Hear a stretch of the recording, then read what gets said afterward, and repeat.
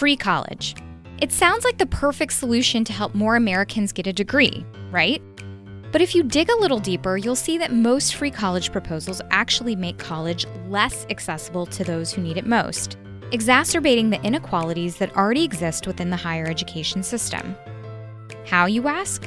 When it comes to enrolling in higher ed, it's high-income students who are most likely to attend, usually at the most expensive and exclusive colleges.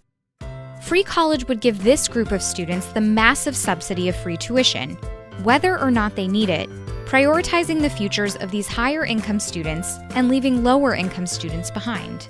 And while working and middle-class students already get some help paying for tuition from important taxpayer-funded programs like the Pell Grant, they still have big costs like books, food, housing, childcare, and transportation, which make up over half of the real costs of attending college.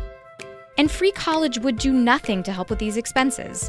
In fact, one estimate found that a federal plan to eliminate college tuition would still leave $17.8 billion in unmet need for living expenses alone for low-income students.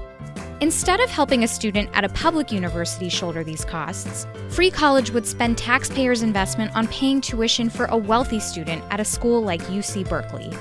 And because free college is only for public colleges, it would also make state universities that have historically been more accessible to all students become more selective, as their current student body would have to compete with upper-income students who would rather go to school for free.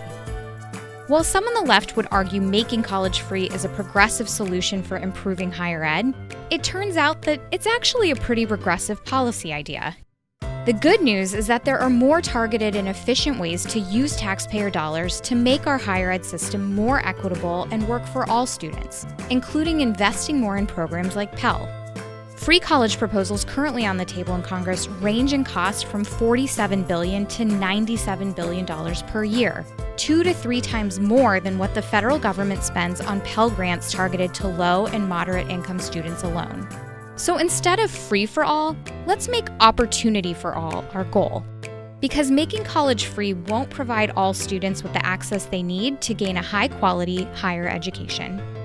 For more information, go to www.thirdway.org/education.